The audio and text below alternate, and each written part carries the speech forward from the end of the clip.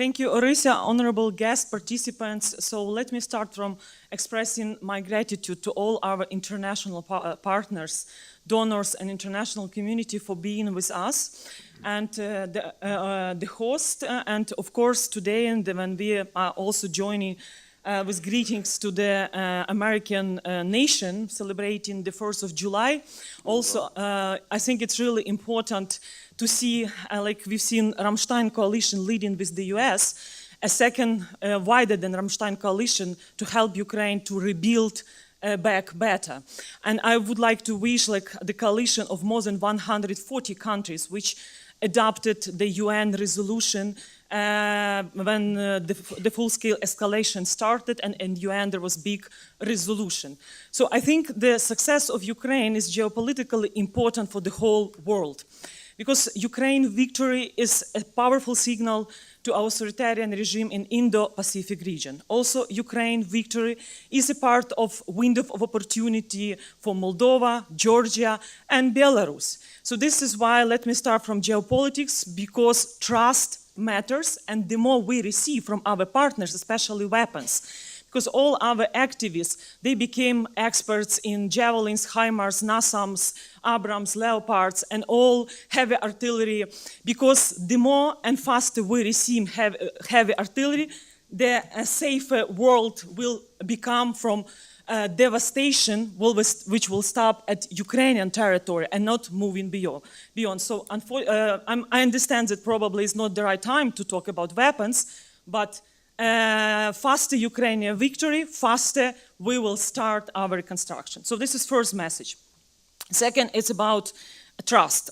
Among the key components of trust, of course, is transparency and accountability. And as Orisa mentioned, after the Euromaidan, we established the reanimation package of reforms, and together with the best, the most reputable civil society, we were trying to change the system.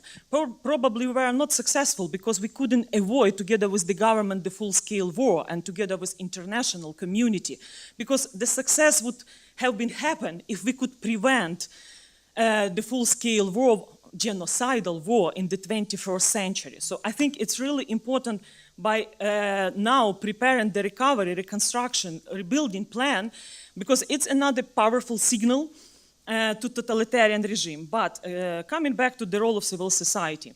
From March, when we established the International Center for Ukrainian Victory together with Anti-Corruption Action Center and Opora, we are contributing a lot to Ukrainian victory, from weapons, from sanctions, including Kirill, and I wish to see more tougher action in Ukraine against the Russian Orthodox Church, and thanks to UK for imposing sanctions against Kirill, and also candidate status. So we joined as a part of national team to the governmental efforts, and I'm very thankful to the EU representative for this.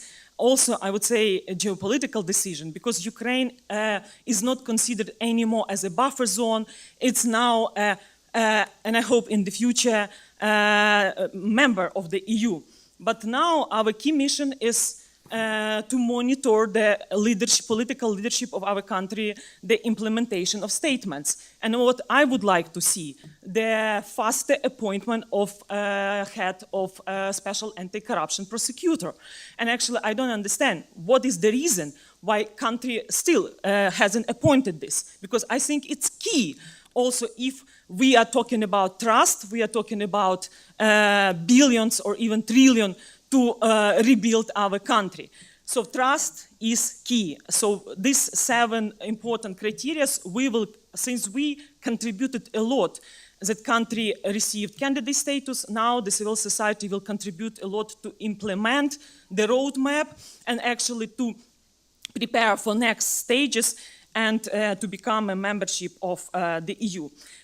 And also, what is really important, I will not focus on Marshall Plan, because in this audience, people remember 2017, 2019 being head of the Foreign Affairs Committee with Lithuanian delegation, 2 prime ministers. We were advocating Marshall Plan at that time. Some people were very skeptic, saying like, why they are advocating Marshall Plan for Ukraine? So with Andrius Kubilius, who is now a member of European Parliament and Special Rapporteur on Russia, we are also discussing about recovery plan. But why? Recovery plan with successful decentralization reform and inclusiveness and engagement of mayors. This is a powerful message to, or this is a part of our strategy, how to de-imperialize Russian Federation. Because decentralization reform with destroyed vertical power, this is something what in Russia, we see this when Moscow is grabbing the natural resources from Tatarstan, Yakutia, and others. So for us, decentralization reform and engagement of mayors is key. And of course, I would like to see in this room, mayor of Chernigiv, where is mayor of Chernigiv, where is mayor of Mykolaiv city? So I think this is really important to see these mayors, because it's great that our minister just showed us a picture with four like frontline regions, support regions, and Chernigiv region like a deoccupied region. When we visited Washington, D.C. just recently, and we had a productive meeting with Erin, and we had with us the secretary of Chernigiv City Council.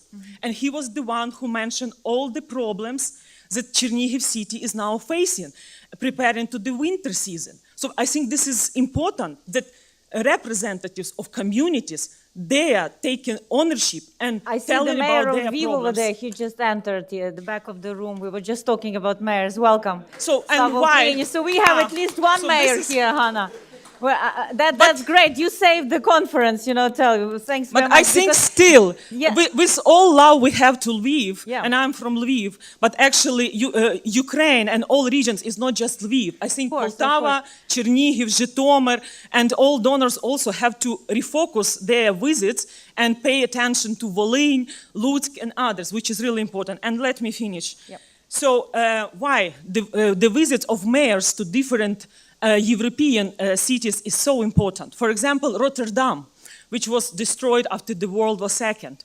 So now I think the wonderful ideas how to rebuild Mariupol could come from Rotterdam and other cities. So I think, and even Warsaw also, so there could be many powerful examples. But my message is the ownership, of course, Ukraine's state, national level, key strategic sectors, space industry, defense industry, and others. But ownership at the local level should go from local leaders, mayors. And I do hope at the next conference, or USAID with JICA and other foreign partners, they will organize conference inviting mayor first, and they will navigate how they should go, not just because I think we have to build a synergy between the national government and local communities, and the destroyed vertical power we used to have after Euromaidan should not be back. Because we are talking about building back better, not worse. I think you